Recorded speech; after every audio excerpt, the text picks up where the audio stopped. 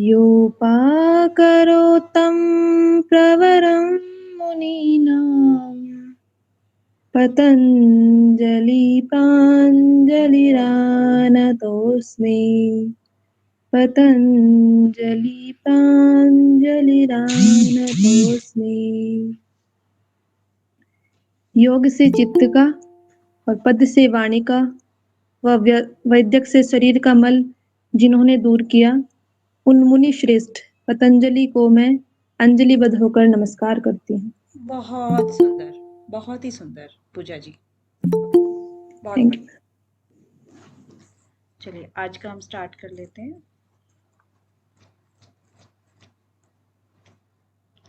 ऊपर से एक बार सीक्वेंस बनाते हुए चलेंगे। जिसको जो सूत्र नहीं समझ में आया वो मुझे बस बता देंगे, वहीं पर रुकेंगे, नहीं तो हम सीधे सीधे चलते जाएंगे। ठीक है। सबसे पहले अथ योग अनुशासनम, उसके बाद योगश चित्त वृत्ति निरोधा। प्रणाम योग, मैम। प्रणाम जी। अब हम योग के अनुशासन यानी कि योग को हम अनुशासित करने जा रहे हैं। और योग क्या है, क्योंकि यहाँ पर देखिए फर्स्ट में योग लिखा है, नेक्स्ट में योग को एक्सप्लेन किया इन्होंने कि योग क्या है। चित्त की वृत्तियों का निरोध करना ही योग है। ठीक है ना। जैसे कि आप सबको पहले बताया था कि ये सूत्र जो होते हैं ना, ये पहले वाला सूत्र कुछ क्लू छोड़ जाता है दूसरे सूत्र के लिए, तो इसीलिए हमें रिलेट करते हुए आगे बढ़ना है। तो यहाँ पर योग कहा ना, योग का अनुशासन करने जा रहे हैं, तो दूसरे में इन्होंने कहा कि योग क्या है, ये समझाना पड़ा महर्षि पतंजलि को कि योग चित्त की वृत्तियों का निरोध करना है। इसके बाद चित्त की वृत्तियों का निरोध करने के बाद घटित क्या होता है, तदा। तदा यानी कि क्या होता है, तब दृष्टा अपने स्वरूप में स्थित हो जाता है। तदा दृष्टु स्वरूपे अवस्थानम। उसके बाद बाकी क्या है, वृत्ति सारूप्यम इत्रत्र। और बाकी के इतरत्र क्या क्या मतलब होता है, अन्य। जो अन्य लोग होते हैं वो वृत्ति के समरूप दिखाई पड़ते हैं।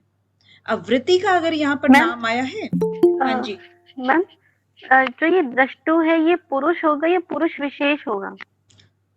ये पुरुष है, हम और आप सब। और पुरुष विशेष क्या हुआ मैम? पुरुष विशेष को ईश्वर कहते हैं, जो पुरुषों में विशेष है। विशेष का मतलब हमेशा सबसे अलग, सबसे न्यारा वो रहता है ना, जो सबसे सबसे उत्तम हटके है। हो, जो सबसे हटके हो। Okay ma'am. ठीक है। अच्छा, जब यहाँ पर वृत्ति की बात की, वृत्ति सारूप्यम इत्रत्र, वृत्ति की बात की तो पांचवें पे इन्होंने वृत्ति बताई कि वृत्ति 5 प्रकार की होती है, जो कि कलिष्ठ भी हो सकती है और अकलिष्ठ भी होती है। अब इन वृत्तियों के नाम, नाम क्या कहेंगे कि प्रमाण विपर्य विकल्प निद्रा स्मृत है। छठे में इन सबके नाम बता दिए गए हैं वृत्तियों के। ठीक है, 5 वृत्तियां। और 7वें से लेकर के 11वें सूत्र तक इन्होंने इन्हीं वृत्तियों को, इन्हीं 5 वृत्तियों को एक्सप्लेन किया है कि प्रमाण विपर्य, प्रमाण को किया, प्रत्यक्ष अनुमान आगम 3 प्रकार के प्रमाण बताए। ठीक है। उसके बाद विपर्य क्या है, मिथ्या ज्ञान है। शब्द ज्ञान अनुपाति, जो केवल शब्द से ही ज्ञान होता है और वस्तु शून्य होती है, उसको विकल्प कहते हैं। अभाव प्रत्यय आलम्बन वृत्ति निद्रा, जो प्रत्यय का अभाव है वो जो आलंबन बनता है वो निद्रा वृत्ति होती है। और अनुभूत विषय असंप्रमोश स्मृति, और अनुभव किए हुए विषयों का अचानक प्रकट हो जाना वो स्मृति कहलाता है। ठीक है। अब इनकी ये आपके क्वेश्चंस में जब बनते हैं तो आपका आ सकता है इनका हिंदी में भी और संस्कृत में भी, आपको दोनों तरीके से इनको याद रखना होगा। अब ये सारी की सारी वृत्तियां हैं जो 11 सूत्र तक इन्होंने एक्सप्लेन की।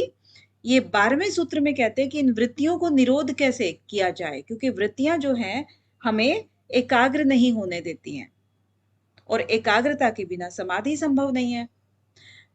तो इन वृत्तियों को निरोध करने का उपाय क्या बताया, अभ्यास और वैराग्य, ये 2 अभ्यास हमें करने हैं।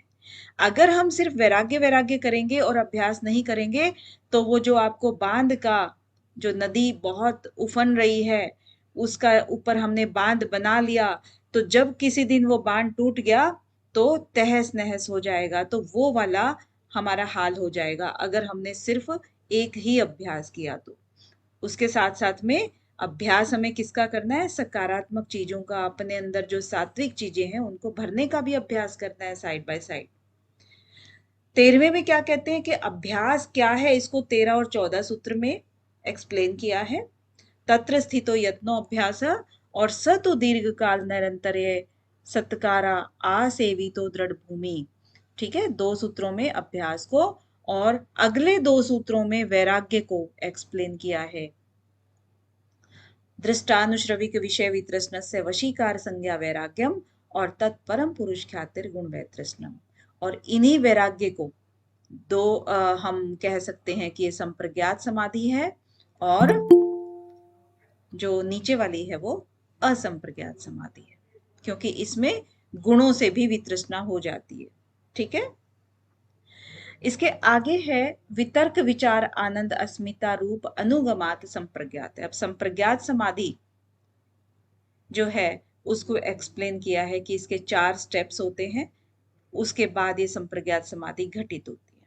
ठीक है, और विराम प्रत्यय अभ्यास पूर्व संस्कार शेषोन्न। तो ये जो है, जो विराम प्रत्ययों के ऊपर जब विराम लग जाता है, जो हमने पूर्व में अभ्यास किए थे, तो उसके बाद केवल और केवल संस्कार का आकार शेष रह जाता है, तो वो अन्य है। अन्य का मतलब यहाँ पर असंप्रज्ञात समाधि से है। ठीक है, अब आता है पूर्व जन्म के साधकों के लिए, क्योंकि संप्रज्ञात असंप्रज्ञात इन्होंने एकदम पीक बता दिया है 18 सूत्र तक। आप समझिए, ये 19 और 20वें सूत्र में जो कि ग्रीन लाइन में बताए गए हैं, उसमें ये बता रहे हैं कि जो पूर्व जन्म के साधक हैं, साधकों की बात कर रहे हैं यहाँ पर, जो आत्माएं हैं, जो पुरुष हैं, जो दृष्टा हैं, उनकी बात कर रहे हैं कि जो पूर्व जन्म के साधक रहे हैं, जन्म जन्मांतर तक जो योग साधना में थे, लेकिन उनको क्या हुआ, मुक्ति नहीं मिली थी, बीच रास्ते में वो देह त्याग देते थे, तो उनका जन्म ही होता है किसके लिए? संप्रज्ञात समाधि, असंप्रज्ञात समाधि को प्राप्त करने के लिए। ठीक है, भव प्रत्यय उनका संसार में आना ही रीजन होता है समाधि के लिए।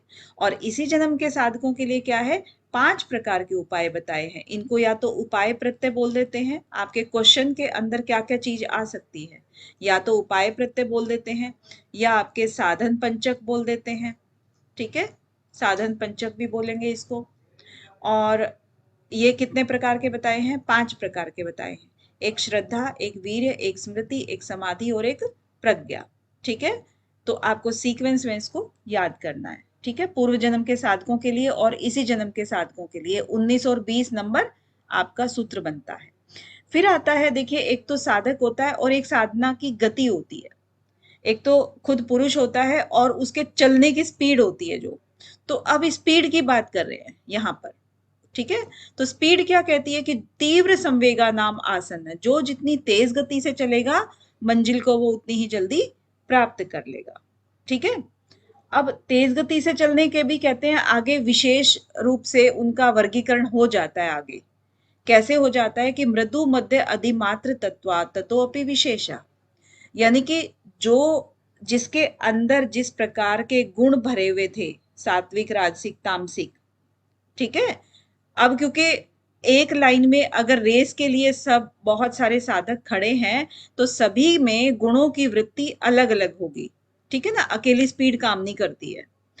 तो जो गुणों की वृत्ति अलग अलग होती है, उस गुणों की वृत्ति के अकॉर्डिंग ही उसको मंजिल मिलेगी। मान लीजिए कि किसी ने मृदु मध्य अधिमात्र तत्वात है, ये सारे के सारे क्या है कि मृदु होता है जो बहुत ही धीमी गति से चलने वाला है ना, और मध्यम होता है ना धीरे ना तेज, अधिमात्र होता है जो बहुत तेज गति से चलने वाला। ठीक है, गति तो हो गई है। इसके बाद इसमें भी फिर उनके जो गुण हैं उसके अंदर, क्योंकि यहाँ हम सब हैं, सबके अंदर अलग अलग प्रकार के गुणों का रेशियो है ना, सबका अनुपात सबका अलग अलग है, तो उसी अनुपात की बात कर रहे हैं। तो यहाँ पर इस तरीके से वर्गीकरण किया है। अब 23 से लेकर के और 29 तक हमारे थे, किसके थे? किसके सूत्र थे? ईश्वर का वर्णन। यस, ईश्वर हाँ जी हाँ जी, ईश्वर में ईश्वर का वर्णन, बिल्कुल, ईश्वर का वर्णन। तो यहाँ पर ईश्वर का वर्णन है 23 से लेकर के 29 तक। ईश्वर प्रणिधानाद्वा, अब ऊपर क्या बताया था? अभ्यास और वैराग्य बताया था। उसके अलावा वाह का मतलब है अथवा, अगर ईश्वर के भी प्रणिधान आप हो जाओ तब भी समाधि सिद्धि प्राप्त कर सकते हो। अब कौन ईश्वर? क्योंकि इन्होंने ईश्वर का नाम लिया, तो कौन ईश्वर? ईश्वर वो जो कलेश, कर्म, विपाक, आशय इन सब से ही अछूता हो, वो ईश्वर। ठीक है, उस पुरुष विशेष को ईश्वर कहते हैं, कंचन जी। ठीक है, इसके बाद तत्र निर अतिशयम सर्वज्ञ बीजम, ठीक है, वो हो गया। इसके बाद पूर्वेशाम अपि गुरु कालेन अन्वच्छेदात हो गया। तो इन 3 सूत्रों में ईश्वर के गुण बताए हैं, मतलब ये किस किस तरह से हम ईश्वर को डिफाइन करते हैं 3 सूत्रों में। 27 में क्या कह रहे हैं कि तस्य वाचक प्रणव है, यानी कि ऊपर जो हमने किसी एक पुरुषों में सबसे विशेष को एक छाट लिया, उसको कहते क्या है? तस्य, तस्य उसको, यानी कि ईश्वर को, उस पुरुष विशेष को, वाचक प्रणव, उसको हम प्रणव के नाम से बुलाते हैं। और उस प्रणव का जप, तत् उसका जप जब हम उसकी अर्थ भावना के साथ करते हैं तब क्या होता है? तब ततः, अगले सूत्र में बताते हैं, देखिए थोड़ा सा आधा अधूरा है ना ये वाला 28वां सूत्र। उसका जप उसकी अर्थ भावना के साथ करने पर, है ना, ततः तब प्रत्यक चेतनादिगमो अप्यंतराया भावश्च, कि जो हमारी आंतरिक चेतना है वो ये जान जाती है, वो ये समझ जाती है, उसको ज्ञान हो जाता है ना, जो भी बाधाएं आने वाली होती हैं उन सभी बाधाओं का भी अभाव हो जाता है। ठीक है, और हमारी अंदर आंतरिक चेतना वो क्या है? जागृत हो जाती है और अंतरायों का भी अभाव हो जाता है। तो आज मेनली करेंगे 30वें सूत्र से आरंभ, अभी तक ये रिवीजन था। ठीक है, सीक्वेंस बन रहा है ना आप लोगों का याद करने के लिए? जी मैम। चलिए, तो अब ये अंतराया, क्योंकि देखिए यहाँ पर अंतराया शब्द आ गया ना, तो अब महर्षि पतंजलि को ये बताना पड़ेगा कि किन अंतरायों की बात कर रहे थे कि जिनका अभाव हो जाता है ना। तो अब सबसे पहले क्या है? व्याधि, सत्यान, संशय, प्रमाद, आलस्य, अविरति, भ्रांति दर्शन, अलब्ध भूमिकत्व और अनवस्थितत्व, ये चित्त के विक्षेप हैं जो कि अंतराय कहलाते हैं। ठीक है, तो अब यहां पर सबसे पहले हम देख लेते हैं कि व्याधि क्या होता है। व्याधि, अब व्याधि में सबको मालूम है कि व्याधि क्या होती है? एक तो मानसिक होता है, एक शारीरिक होती है ना, 2 तरह की होती हैं ये। यानी कि जो व्याधि है उसको हम क्या कहते हैं? मानसिक। और शरीर में जब किसी तरह की जो प्रॉब्लम होती है तो वो मानसिक स्थिति के कारण होती है। पहले मन पर कोई बात आती है, कोई बीमारी हम मन से ग्रहण करते हैं, तब जाकर के वो शरीर में आती है। सॉरी, आधी होती है मानसिक, मानसिक और हाँ, आधी जी होती है मानसिक, और व्याधि होती है वात पित्त कफ या शारीरिक कोई और रोग से होती है ना। शारीरिक शारीरिक, हाँ जी। हाँ, वही होता है, वात पित्त कफ से रिलेटेड। ठीक है, तो इस तरीके से आदि और व्याधि। तो यहाँ पर व्याधि की बात कर रहे हैं ना, आदि की नहीं कर रहे हैं, व्याधि की बात कर रहे हैं। तो आदि से वैसे देखा जाए तो जब पहले मन पर बीमारी आती है उसके बाद शरीर पर आती है, वैसे आमतौर पे जो बोलते हैं ना। तो आदि जो है, उसके बाद व्याधि, व्याधि से वात पित्त कफ, वात पित्त कफ से जब हमारा शरीर थोड़ा सा बेचैन हो जाता है या अनकंफर्टेबल हो जाता है, तो फिर बहुत तरह के रोग हो जाते हैं उससे। और उससे क्या होता है? हमारा ध्यान अगर हम एकाग्र करना चाहें तो होगा क्या? नहीं होगा ना, क्योंकि हमारा जो मन है वो बार बार अपनी व्याधि की तरफ बढ़ जाएगा। वात की तरफ से कोई रोग हुए हैं हमारे, पित्त की तरफ से एसिडिटी हुई है, अगर कफ हुआ है, तो अस्थमा की प्रॉब्लम है या कोई भी है, तो क्या एकाग्र करेंगे हम? नहीं करेंगे, बिल्कुल चंचल हो जाएगा हमारा मन। चंचलता का मतलब यहाँ पर यही है ना कि मन भागेगा बहुत तरह से, कंसंट्रेट कर ही नहीं पाएगा, तो वो चंचल हो जाएगा। मैम अगर हाँ जी, मैम व्याधि अपने आप भी तो हो सकता है, जैसे कि वेदर चेंज होता है तो मानसिक ना होके व्याधि डायरेक्टली भी तो हो सकता है, क्या ऐसा है हाँ मैम? हाँ, नहीं नहीं, बिल्कुल हो सकता है। देखिए, जो आम तौर पर जो लंबी बीमारियां होती है ना, वो आधी से शुरू होती हैं, लेकिन व्याधि बिल्कुल डायरेक्ट हो सकता है, वेदर चेंज होने से या वैसे जो भी है वो होता है, और कि खान पान से होता है, कोई इसमें उसका मन का कोई रोल नहीं है।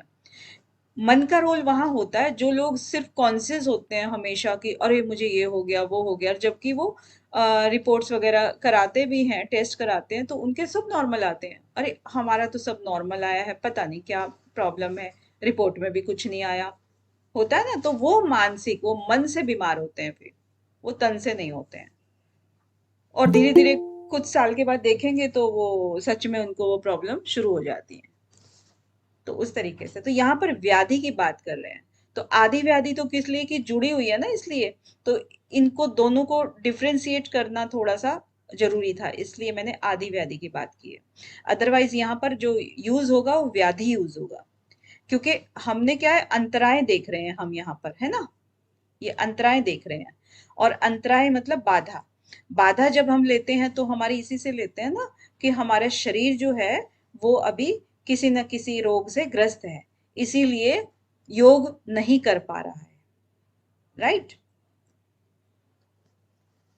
है कि नहीं? जी मैम। और इसके बाद आता है सत्यान। अच्छा देखिए, इन सब के ना आपको हिंदी में भी याद करने हैं सबको, क्योंकि ऐसा भी क्वेश्चन आता है कि यहाँ पर लिख दिया मान लीजिए व्याधि, और अगर यहाँ पर लिख दिया सामने या दो तीन पॉइंट नीचे, मिलान करने की बात कर रही हूँ, यहाँ पर लिख दिया आपका यहाँ पर मानसिक रोग लिख दिया, ठीक है, तो फिर आपका, या फिर ये AR की फॉर्म में भी आ सकता है ना, तो फिर ये अगर बन गया, मान लीजिए व्याधि लिख दिया अगर, तो मानसिक रोग आ गया, तो आप क्या इसको ठीक मानोगे इस सेंटेंस को? हाँ मैम। नहीं ना। तो नहीं। यहाँ मैम पर AR की फॉर्म में आएगा तो फिर रीजन इसका सही नहीं होगा, हाँ हाँ, क्योंकि बिल्कुल वो जी। बिल्कुल बिल्कुल। तो उसमें क्या है कि आपको क्लैरिटी होनी चाहिए कि आधि क्या है और व्याधि क्या है, इसीलिए इसको यहाँ पर एक्सप्लेन किया है, ठीक है।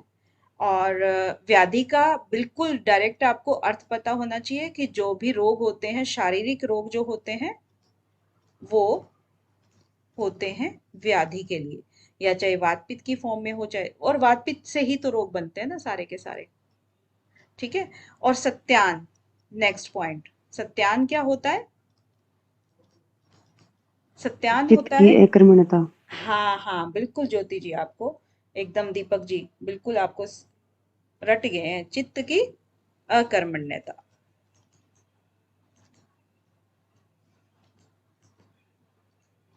हाँ, तो ये सत्यान है। इससे क्या है कि चित्त साधना में प्रवृत्त हो ही नहीं पाता है, क्योंकि उसको कर्म करना ही नहीं है, वहां पे चित्त चाहता ही नहीं है कि योग करे, तो वो सत्यान हो गया।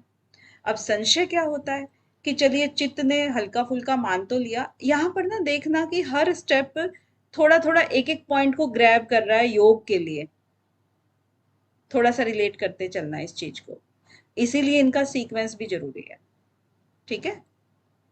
एक एक चीज को, जैसे मान लीजिए कि यहाँ पर इसके 10 पॉइंट थे जो कि ये ना में जा रहे थे, योग ना करने के उद्देश्य से, ठीक है, तो यहाँ पर एक पॉइंट और ऐड हो गया, तो अब यहाँ पर सिर्फ 9 पॉइंट ही रह गए इसके कि योग नहीं करना है, यहाँ पर 8 पॉइंट ही रह गए कि योग नहीं करना है, यानी कि एक एक पॉइंट इसका ऐड हो रहा है, योग की तरफ बढ़ रहा है, एक एक कदम बढ़ रहा है, ठीक है।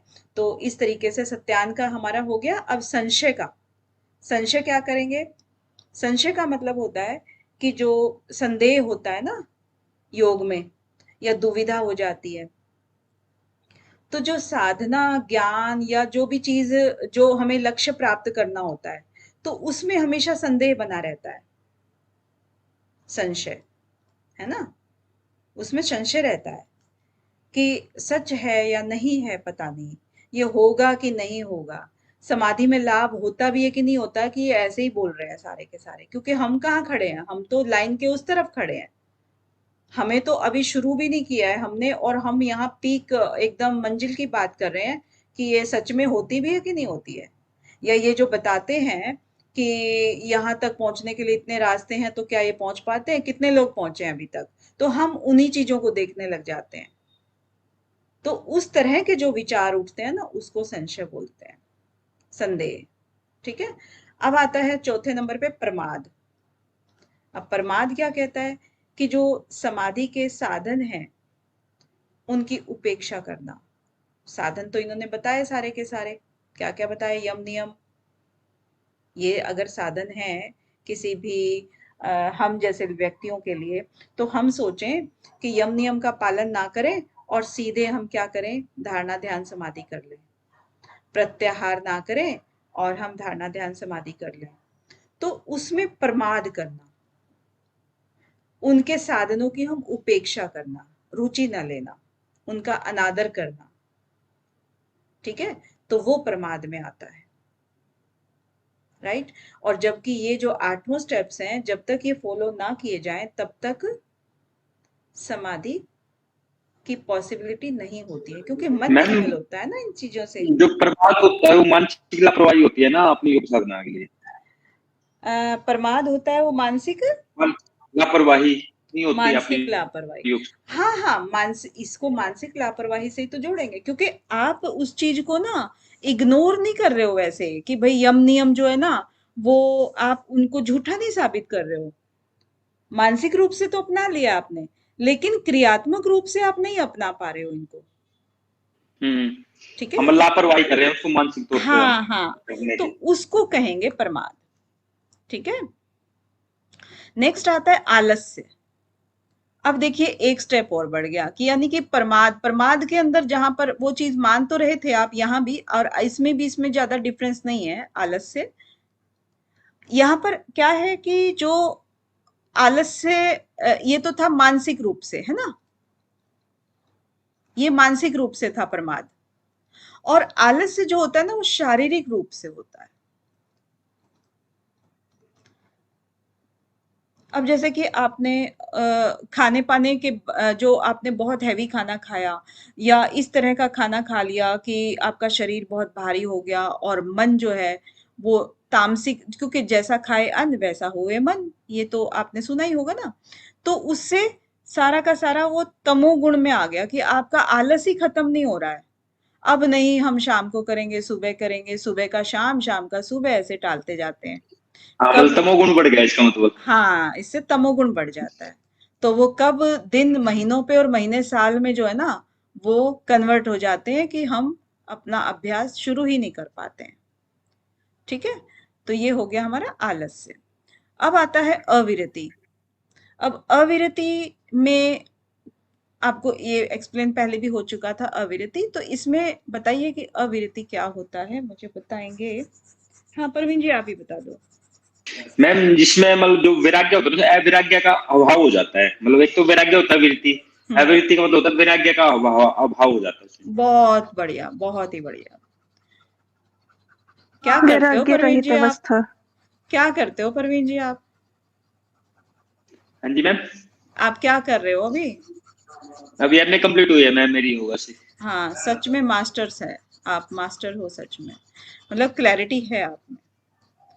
तो जो इन्होंने अभी जैसे बताया ना, अविरति, तो विरति का उल्टा, और विरति क्या होता है? विरति, वैराग्य। विरति होता है वैराग्य वैराग्य, मैम। बिल्कुल, विरति वैराग्य होता है, विरति वैराग्य। और यहाँ पर अलग गया, तो इसका मतलब है वो वैराग्य कर ही नहीं पा रहा है, वैराग्य विषयों से कर ही नहीं पा रहा है। जब कर नहीं पाएगा वैराग्य, तो फिर वो योग में प्रवृत्त कैसे होगा, है ना। तो इसका मतलब ये हुआ। अब आता है भ्रांति दर्शन। तो भ्रांति दर्शन में क्या होता है कि जैसे एक विपर्य आया था अभी पहले, विपर्य आया था ना, एक वृत्ति का एक रूप था विपर्य, यानी कि मिथ्या ज्ञान, है ना, रस्सी को सांप समझ लेना, इस टाइप से। तो वही भ्रांति दर्शन है, सेम है ये चीज, क्योंकि भ्रांति दर्शन यानी कि जो चीज है आपने भ्रांतिवश कोई और चीज समझ ली उसको। तो ये योग में जो बाधक ही होता है ना, जो, क्योंकि आप देख रहे हो चीज इसमें, योगा का आपने अभ्यास किया और कपालभाति किया मान लीजिए, और उससे आपको पेट में दर्द हो गया, आपने गलत तरीके से कर लिया और आपको पेट दर्द हो गया। अब आपने जो है ना, शुरू तो किया था लेकिन कहा कि योग से बीमारियां आती हैं, तो वो क्या हुआ, भ्रांति दर्शन हुआ। अब इसमें रीजन मैम तो कुछ संशय और, भी हुआ इस तरीके से तो।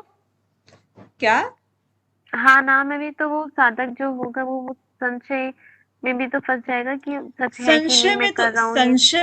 संशय में कंचन जी, संशय तो दूर बैठे ही कर रहा है, अभी उसने शुरू नहीं किया है। मैंने कहा ना कि इसमें एक एक कदम आगे बढ़ रहा है योग की तरफ। वैसे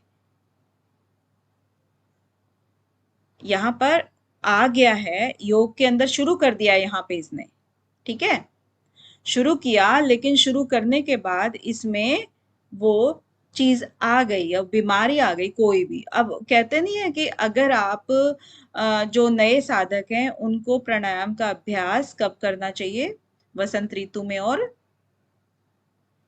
शरद ऋतु में, शरद ऋतु में करना चाहिए। तो बसंत और शरद। हाँ, शरद और बसंत में मैम हठ प्रदीपिका में कहा है। हाँ जी, बिल्कुल बिल्कुल वही है, क्योंकि उसमें क्या है, दोनों मौसम मिलते हैं, गर्मी और सर्दी का, तो बहुत ज्यादा उसमें नुकसान नहीं मैम होता है बॉडी को, वो एकदम अनुकूल होते हैं। हिरण्य संहिता में कहा है, हठ प्रदीप का गलत है मैम। हाँ, गण संहिता में कहा है। हाँ, तो उसमें क्या है ना कि जब वो दोनों मिलते हैं, इसीलिए कहा ना, क्योंकि ठंड में अगर करेंगे तो बहुत ज्यादा आपको ठंड लग भी सकती है, आपको अभ्यासों का पता नहीं है, और जिनको नहीं पता है उन्होंने कैसे करके गलत किया, कैसे किया, तो उनको प्रॉब्लम हो गई। अब प्रॉब्लम हो गई, या फिर किसी को सूर्य भेदी प्राणायाम जो है वो मना किया कि सूर्य भेदी प्राणायाम जो है ना ज्यादा नहीं करना है, और पहले से ही उनको पित्त की प्रॉब्लम है, ठीक है। और कुछ कुछ तो हमारे यंगस्टर्स ऐसे होते हैं कि क्यों मना किया, हम करके देखते हैं, है ना, कुछ कुछ बहुत ज्यादा शोध कार्य में बहुत विश्वास रखते हैं, और धूप में मना किया तो धूप में ही करके देखेंगे। मतलब जिस चीज को मना करो तो वो चीज करनी जरूर है। अब करने, क्योंकि क्या इफेक्ट आता है असल में, वो चीज उनको देखनी होती है, तो पता लग जाता है ना कि उसका रिजल्ट क्या आता है, फिर वो बहुत जबरदस्त उसकी हालत खराब हो जाती है। तो जो भी हो, बट यहाँ पर ये क्या कहना चाह रहे हैं कि भ्रांति दर्शन यानी कि जो भी चीज आपको आ, किसी चीज से नुकसान हुआ, या तो आपके गलत करने से हुआ या कैसे हुआ, उसके रीजन कुछ और होते हैं, लेकिन आपने धारणा बना ली कि वो योग से नुकसान होता है, ठीक है। इसके बाद नेक्स्ट स्टेप आता है अलब्ध भूमिकत्व।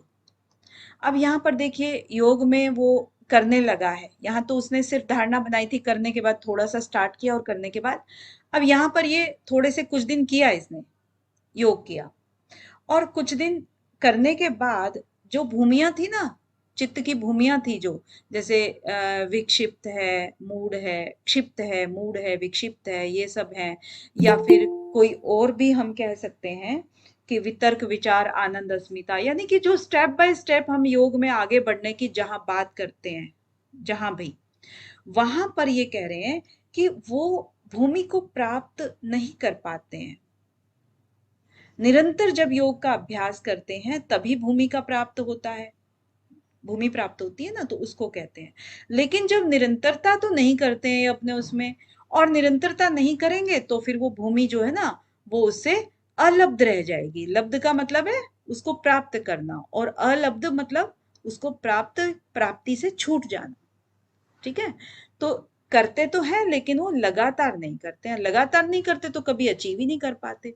अब जैसे कोई मेरे जैसे होंगे कि किसी का मन करता है तो हमने योग का अभ्यास कर लिया और नहीं किया तो नहीं किया, और उसके बाद हम फिर शिकायत करें कि अरे आज तक मेरा शीर्षासन नहीं लग पाया या हम वक्रासन नहीं कर पाए। तो कैसे कर पाएंगे? अलब्ध, वो चीज हमसे अलब्ध रह गई है। क्यों रह गई? क्योंकि हमने जब जब शुरू किया तो छोड़ने की ज्यादा जल्दी थी। शुरू करना हमारा जो है ना, बहुत बड़ा मुहूर्त निकालना पड़ता था शुरू करने के लिए, और छोड़ तो तुरंत ही देते थे। तो इस तरह से हम रेगुलर नहीं रहे, और रेगुलर नहीं रहेंगे तो फिर वो अलब्ध रहेगी वो भूमि, तो हम उस चीज को अचीव नहीं कर पाते। एक होता है अनअवस्थितत्वानि, लास्ट 9वीं जो अंतराय है। अब यहाँ पर देखिएगा मंजिल मिल गई है। अब मान लीजिए कि वही एग्जाम्पल सेम, या तो वक्रासन या शीर्षासन की हम अगर बात कर ले, तो किसी तरह से एक बार लगा लिया शीर्षासन, ठीक है, मतलब इतना हमने अभ्यास किया कि लास्ट शीर्षासन तक हम पहुंचे, या मयूरासन तक, जो एडवांस आसन है उनकी बात कर रही हूं मैं, तो वहां तक हम पहुंचे, लेकिन उसमें क्या है, हम पारंगत नहीं हो पाए। ऐसा नहीं है कि हमने उसको 3 मिनट लगा लिया, 5 मिनट लगा लिया, कितनी देर लगा लिया, वो चीज नहीं कर पाते। बस तुरंत तुरंत हम जैसे ही हमने शीर्षासन किया और तुरंत ही गिर गए नीचे, या हमने अपने आप को ड्रॉप कर लिया, उसको कंटिन्यू नहीं कर पाए, तो उसको कहते हैं अनअवस्थितत्वानि। उसमें हम अवस्थित नहीं रह पाए। यानी कि हमारा कोई भी अगर ध्यान है, ध्यान धारणा ध्यान समाधि के अंदर अगर हमारा चित्त एकाग्र हो रहा है, और अगर एकाग्रता में एक बार तो लगा हमें कि भाई कुछ मतलब जिस चीज को हमने देखना था, जिस चीज के दर्शन करने थे, एक बार हल्का सा झलक मिली और उसके बाद में वापस वो चीज हमें प्राप्त ही नहीं हुई, तो वो अनवस्थितत्वानि की स्थिति होती है। तो ये वाले जो चित्त विक्षेप हैं, ये वाले सारे के सारे चित्त विक्षेप हैं जो कि अंतरायों के नाम से जानते हैं। तो इसमें 9 है और यही बाधा कहे गए हैं, ये योग के विरोधी हैं। ठीक है मैम अंतराय मीन्स जो हमारी मतलब अंदर से इच्छाएं होती वो अंतराय हुए। हाँ, अंतराय वही है, अंतराय बाधा ही होते ना, अंतराया ये बाधाएं, इसको बाधाएं बोलते हैं, इसका हिंदी में जो जी है मैम। बाधाएं। नेक्स्ट अपना आता है 31वां। ये समझ आ गए ना 9 के 9? जी मैम। जी मैम। अब 31 में क्या कह रहे हैं कि दुख दौर्मनस्य अंग में जयत्व श्वास प्रश्वास विक्षेप सह हुआ। अब यहाँ पर देखिए दुख की बात करते हैं सबसे पहले, कि जो ये 9 अंतराएं थी ये तो डिफरेंट थी, और इधर ये वाली इनकी सह विक्षेप है, इसके साथ लगती हुई है, तो कुल मिलाकर के 9 और 5 14 अंतराएं बन जाती हैं। अगर कभी कुछ ऐसा पूछा भी जाए इकट्ठा, हालांकि ऐसा आज तक तो नहीं पूछा गया है, बट पूछा जाए तो टोटल तो 14 होती है, लेकिन 9 हमारी मेन अंतराएं हैं, उसके बाद सह विक्षेप उसके साथ लगती हुई बताई है। तो ये क्या है? दुख। सबसे पहले दुख क्या है? दुख जो होता है ना, वो आमतौर पे 3 तरह का होता है। मालूम है ना सबको, दुख 3 तरह का होता है। जी मैम। कौन कौन सा होता है? परिणाम दुख, पाप दुख, संस्कार दुख। आध्यात्मिक आदि भौतिक और आदि अभी आप ना गलत तो नहीं थे, लेकिन क्या है कि हम आम तौर मैम पे बात कर रहे हैं। कभी ये आ जाता, कभी वो आ जाता, मैं तो कंफ्यूज हो गई इनमें।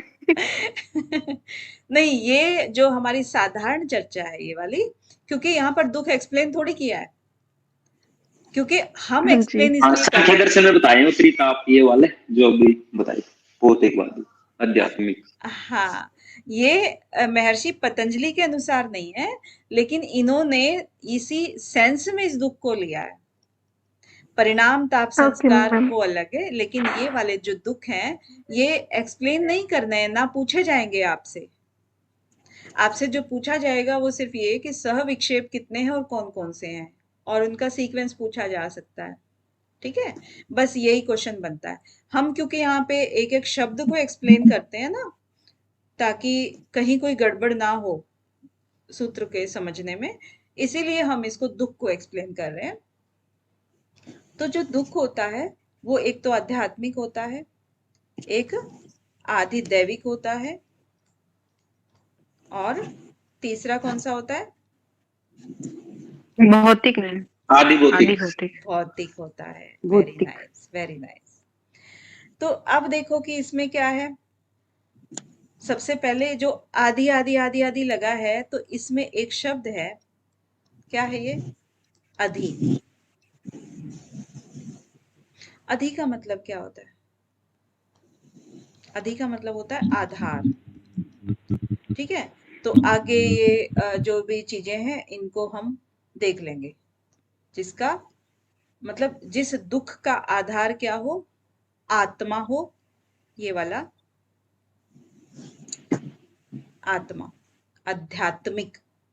तो जिस दुख का आधार आत्मा हो, तो वो क्या हो गया? आध्यात्मिक दुख हो गया। और आत्मा के आधार में क्या क्या चीज आती है? मन आता है एक तो, और शरीर आता है ना। तो इसीलिए शरीर में होने वाले रोग, आध्यात्मिक शारीरिक दुख और मानसिक दुख, ये दोनों के दोनों आ जाते हैं। ठीक है, आध्यात्मिक दुख में। समझ आया? इसका मतलब क्या है कि जो सबसे पहला आध्यात्मिक की बात हमने करी, तो आध्यात्मिक जो सबसे पहले हम अधि का मतलब आधार, और उसके बाद आत्मा है। आत्मा यानी कि आत्मा जिसका आधार हो, दुख का, दुख की बात करें ना सारी। और आत्मा के अंडर कौन कौन सी चीजें आती हैं? आत्मा एक तो शरीर में रहती है और मन से उसका बहुत रिलेशन रहता है। ठीक है ना। मानसिक हो गया और शारीरिक हो गया।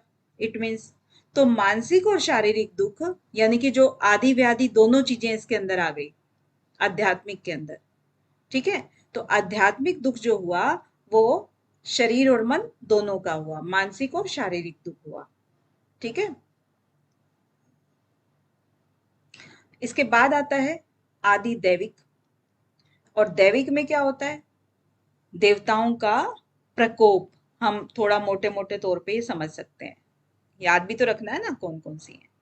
तो देवताओं का प्रकोप किस किस रूप में आता है सामने? या तो बाढ़ बाढ़ आ आ गई। गई, हाँ, भूकंप जैसे आ मैम गया, बारिश हो गई और भूकंप हो गया और ये सब हाँ, चीजें। बिजली गिर गई, है ना, लैंडस्लाइडिंग हो गई। तो इस तरीके से देवताओं का प्रकोप जो है ना वो सामने आता है।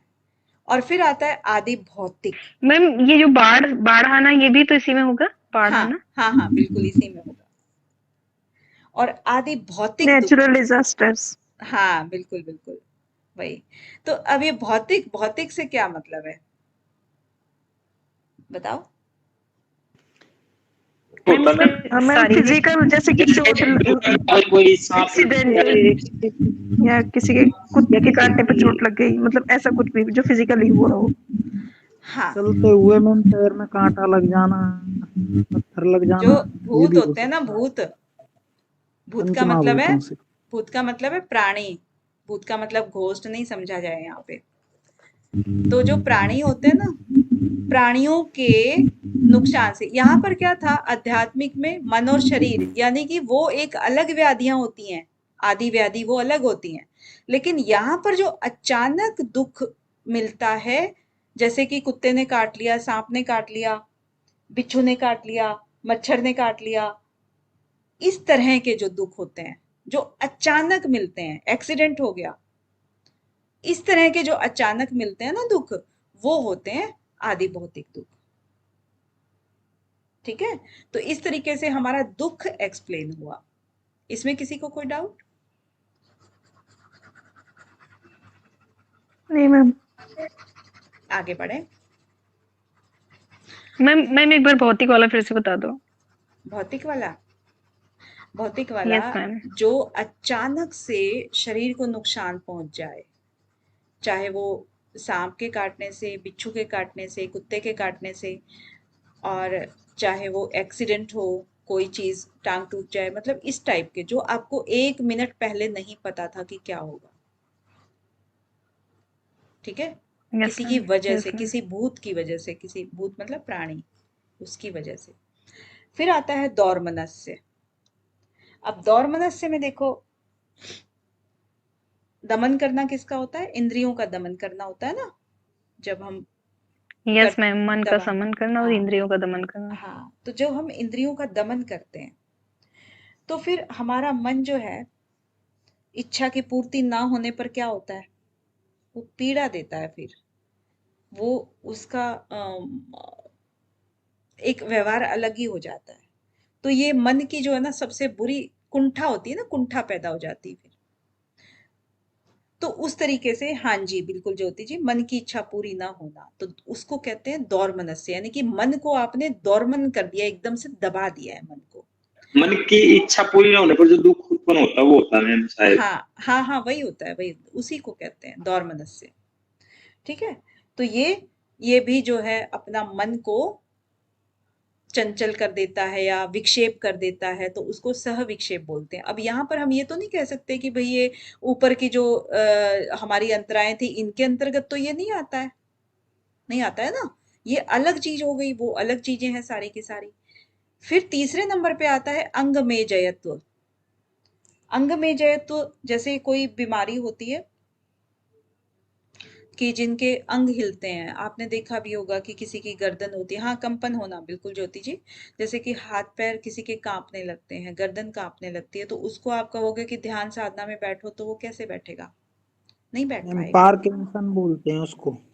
हाँ, पार्किंसंस बोलते हैं। और वो सब चीजें नहीं हो पाती है ना, तो वो एक प्रॉब्लम होती है। फिर होता है श्वास और प्रश्वास, ये दोनों इकट्ठे ही हैं। तो श्वास मतलब जैसे कि हम नॉर्मली हम श्वास ले रहे हैं, छोड़ रहे हैं, तो लेकिन एक होता है कि नॉर्मली ले रहे हैं तो ठीक है, हमारा एक सीक्वेंस में श्वास अंदर जा रहा है, एक में बाहर जा रहा है।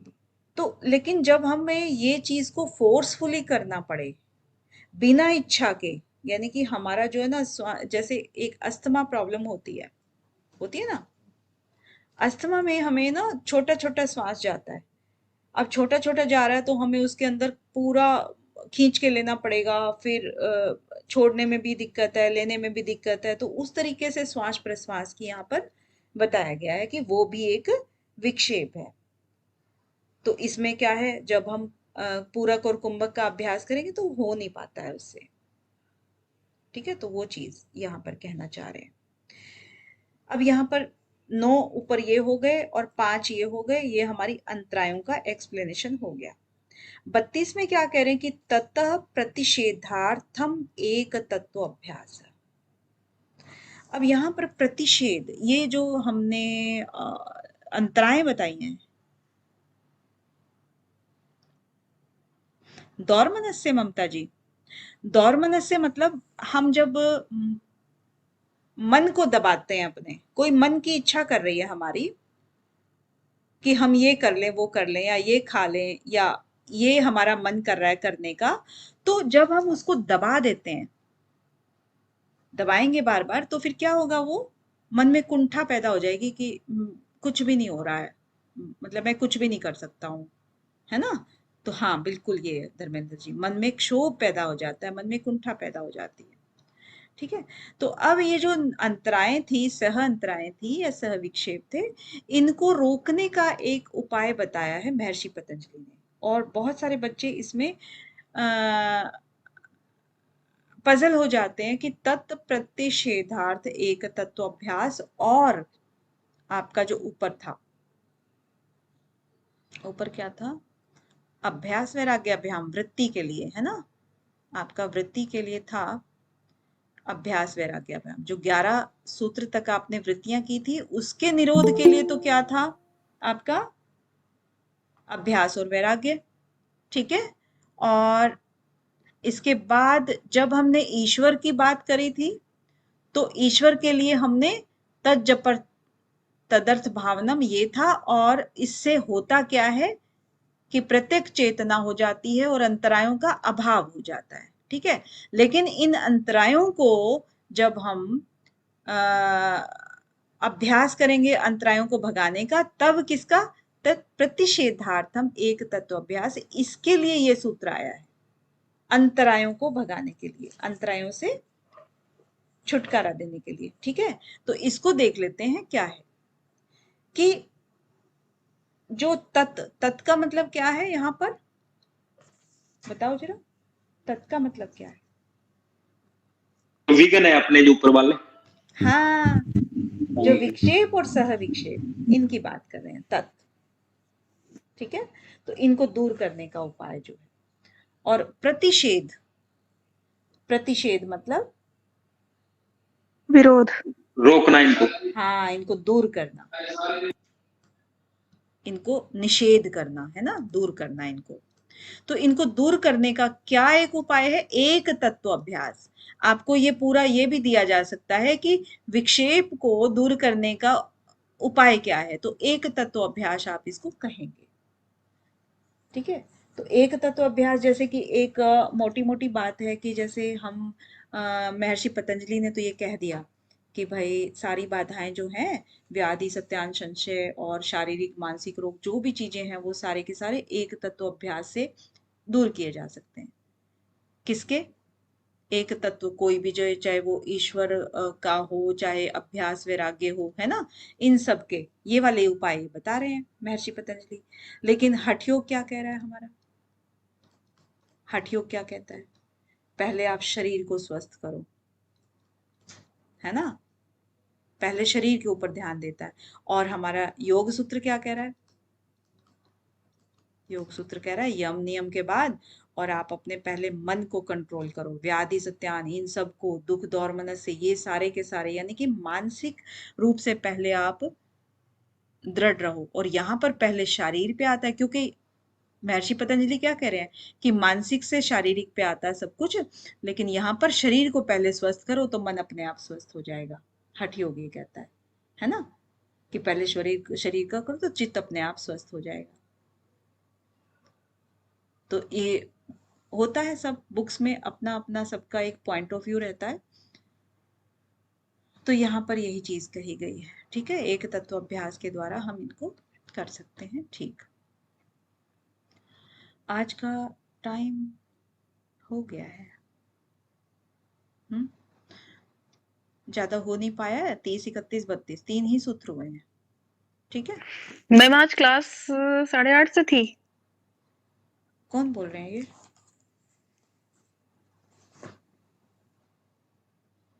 किसने बोला? मैम आपने ही तो डाला था टाइमिंग, रुचि आप भूल गए। मुझे आपसे रुचि जी यही उम्मीद थी। मैम आप भूल गई है। मैं भूल गई हूँ? मैम थोड़ा सा लेट ज्वाइन हुए थे हम। आप हमेशा ही लेट ज्वाइन होती हैं।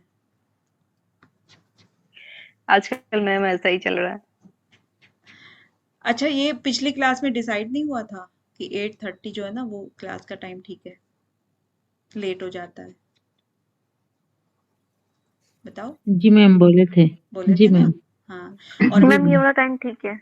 हाँ, और मैंने सब पे, ऐप पे भी मैसेज डाला, टेलीग्राम पे भी डाला, तो सब जगह पहले ही डाल दिया था कि आज 8:30 क्लास है।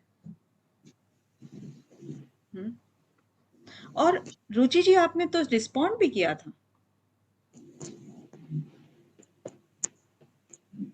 कहाँ गए आप? हैं क्या, चले गए? Yes ma'am. मैम मैं यही तो बोल रही थी कि आज 8:30 बजे से क्लास थी मैम। नहीं, आज फिर भी लेट हो गए आप।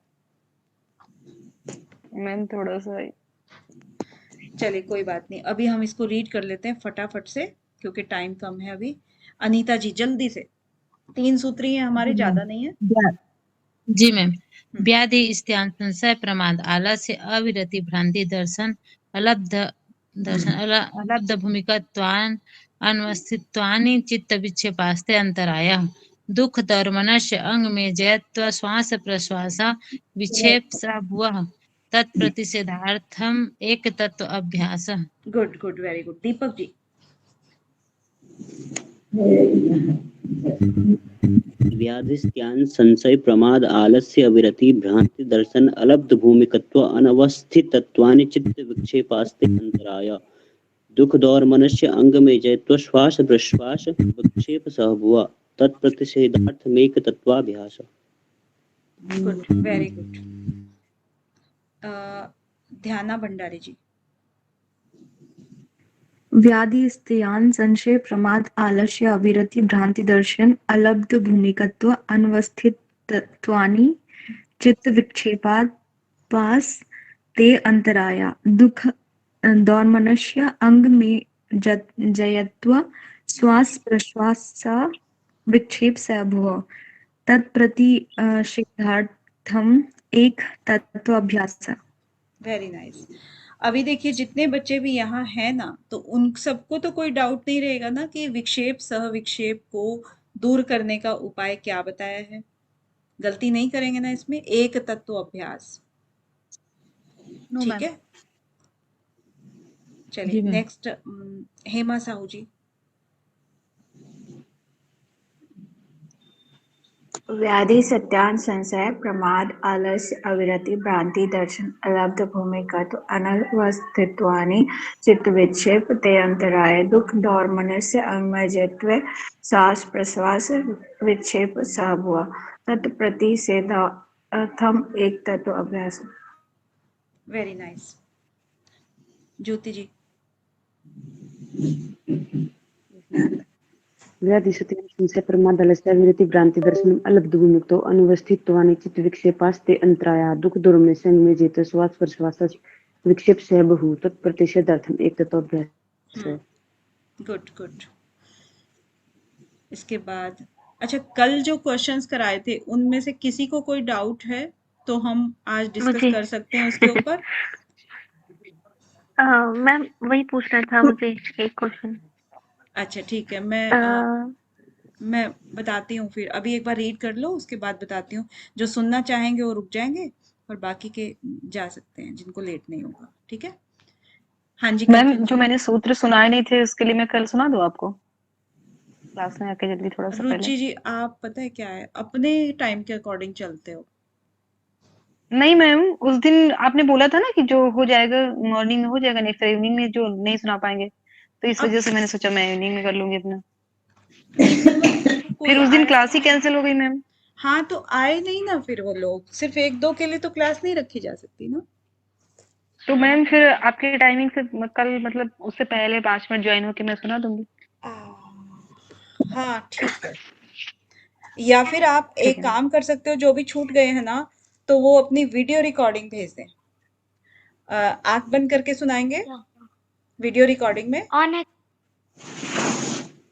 ठीक है मैम, नहीं तो इकट्ठा कर लेंगे क्या, या सुना भी देंगे जब जैसे बोला? नहीं, आप आंख बंद करके अपनी वीडियो रिकॉर्डिंग भेजिएगा, उसमें हम जी सुन मैम। लेंगे। ठीक है, आपका भी जी टाइम मैम, ठीक मेरा है भी। और मेरा भी ठीक है। फिलहाल अभी मैं भी बिजी हूँ, तो थोड़ा सा ऐसा नहीं है कि पहले बाद में टाइम में ज्यादा नहीं दे जी पाऊँ। मैम। ठीक है मैम, मैं तो आपको ही सुनाऊंगी वीडियो में। ठीक है ठीक है। कंचन जी फटाफट रीड मैम कीजिए प्लीज। ये बहुत अच्छा ऑप्शन है मैम, इसको आगे भी कंटिन्यू रखना मैम, आंख बंद करके वीडियो भेज दिया करेंगे।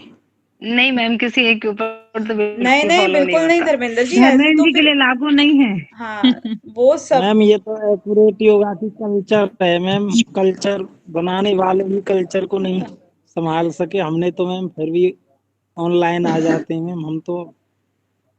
नहीं, उनको भी हम मोल्ड कर रहे हैं, ऐसी कोई बात नहीं है, वो हो रहे हैं, हो जाएंगे। अभी आप बताइए। हाँ कंचन जी जल्दी से, टर्न आपकी है, जल्दी से। मैम पढ़ना है? हाँ बिल्कुल पढ़ना है। अच्छा मुझे लगा क्वेश्चन। व्याधिस्त्यान संशय प्रमाद आलस्य अविरति भ्रांति दर्शन अलब्ध भूमिकत्वान अवस्थित्वानि चित्त विक्षेपास्ते अंतराया दुख दौर मनस्य अंग में जयत्व श्वास प्रश्वास विक्षेप सहभुः तत्प्रतिषेधार्थम एक तत्व अभ्यासः। बहुत बढ़िया। कविता मिश्रा जी, जिनको कल वाले टेस्ट की एक्सप्लेनेशन चाहिए तो वो थोड़ा सा रुक जाएंगे, बाकी जा सकते हैं। हाँ कविता मिश्रा जी जल्दी से। Yes ma'am. व्याधि स्त्यान संचय प्रमाद आलस्य अविरति भ्रांति दर्शन अलब्ध भूमिकत्व अनवस्थित्वानि चित्त विक्षेपास ते अंतरायाः दुख दौर्मनस्य अंग में जयत श्वास प्रश्वासः विक्षेप सह भुवः तत् आई थिंक ओके तत् प्रतिषेधार्थम एक तत्व अभ्यासः। गुड। करण बुद्धि राजा जी। मैम ये ठीक है, ये पीछे वाले जो मैंने इस तरह से बोले थे? हाँ ठीक है, लेकिन इनको जब आप जल्दी जल्दी बोलोगे तो वो ऊपर वाले अपने आप ही आ जाएंगे। ठीक है मैम। नहीं नहीं मैम, मैं उसकी पूछ रही थी जो पीछे हम 2 बिंदियां लगाते हैं ना अपने हाँ बड़े अंक की, हाँ हाँ बिल्कुल तो ठीक है। वो सह ठीक है ना भुवः, मैम? हाँ भुवः ठीक है। लास्ट में थोड़ा सा वो प्रेशर आता है ह का। सह इसी में मैम मेरे भुवः। को प्रॉब्लम होती है ना और पढ़ने में। ठीक है। Okay ma'am. करण जी। व्याधि सत्यान संशय प्रमाद आलस्य विरति भ्रांति दर्शन अवलब्ध भूमिकत्व अनवस्थित तत्वानि चित्त विक्षेपास्ते अंतरायः दुख दौर मनस्य अंग में जत्व श्वास पर श्वास विक्षेप सह बहु तत्प्रतिषेधार्थ में एक तत्व अभ्यास। बहुत बढ़िया। इसके बाद नीरज जी। देखो मैं धर्मेंद्र जी से, ममता जी से, इनसे नहीं सुन रही हूँ क्योंकि पहले मुझे मालूम है ये सुना चुके हैं ना, तो इनको जो नए हैं उनसे ही सुन रही हूँ। नीरज जी।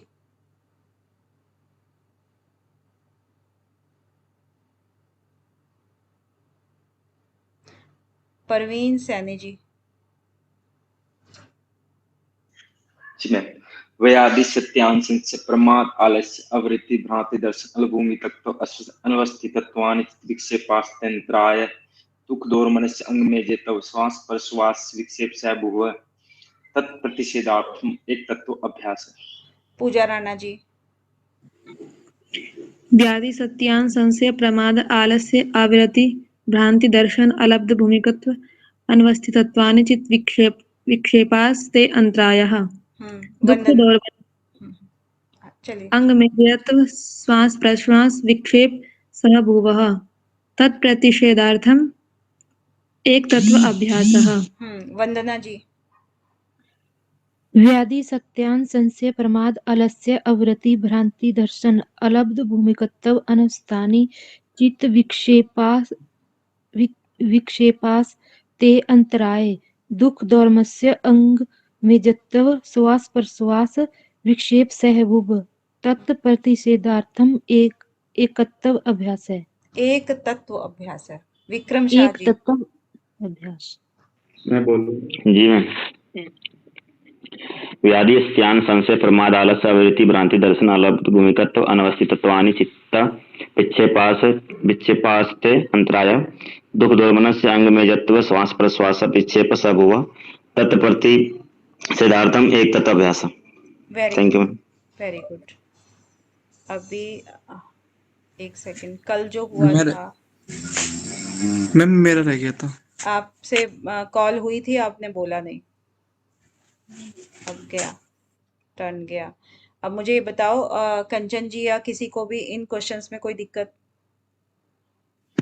मैम वो एक प्रमाण वाला था ना, लिंग और लिंगी वाला, वो मेरे को समझ में नहीं आया, उसका क्या अर्थ था? ठीक है कंचन जी, आपको ऊपर से देखिएगा। सेम मैम, ये भी और निरोध का भी है एक, वो भी ऊपर वाले क्वेश्चंस में था। दृष्टु का क्या मैम अर्थ मैं है? खोली तो नहीं खुला कैसे में? दृष्टु का क्या अर्थ है इसमें देखिएगा। दृष्टु का अंजलि जी हैं क्या यहाँ पे? नहीं है। आपका ये गलत है ना कंचन जी? निरोध संस्कार जो था ना। नहीं अभी पहले आप मेरा भी यही है, निरोध वाले में बाधक होना, मतलब बाधक। ये मैम था क्या? पहले आप ये तो देखो ना, पहले वाला ही क्वेश्चन है। दृष्टु का, दृष्टु शब्द का क्या मतलब है? आपने गलत किया हुआ है कंचन जी। यस मैम, अब क्लियर हो गया। पुरुष विशेष पुरुष वाला था विशेष जो अलग अभी होता आपने है, बताया कि दृष्टु। वो हाँ ईश्वर है और जो हाँ पुरुष है वो पुरुष है वो, दृष्टु है। हाँ। क्योंकि और मैम हर जगह ना अलग अलग मीनिंग आ रहा है। अब दृष्टानुश्रविक, अब देखा और सुना, अब सारे श्लोक क्या हो रहे हैं ना आपस में मिक्स हो जा रहे हैं। नहीं, अगर हम दृष्टा का क्वेश्चंस मतलब करने लगे देखना, दृष्टा का मतलब देखना। वो तो मैम है, मगर जब हम क्वेश्चंस करने पे आते हैं ना, ऊपर से 30 सेकेंड्स होते हैं, तो सारे दृष्ट वाले सारे क्वेश्चन इकट्ठा आते हैं फिर सामने फिर उसे छांटने पड़ते हैं। कोई बात नहीं, धीरे धीरे सीख जाओगे। अभी और किस में बता रहे थे आप? देखे और सुने के तृष्णा मैम ये नहीं था। नाइन्थ वाला क्वेश्चन जो था। अच्छा, एक ये फिफ्थ वाला निरोध बता वाला। रहे थे आप। फिफ्थ वाला, एक पुरुष का ज्ञान होने पर, ये तो क्लियर है ना सबको। वशीकार किस किसने बोला हुआ है? लिंग और लिंगी की बात कर रहे थे आप, है ना? यहाँ पर अनुमान कब होता है टेस्ट ये? अनुमान किस लिए दिया हुआ है? क्योंकि आपको ये पता है कि धुआं है, वहां आग होगी, ठीक है?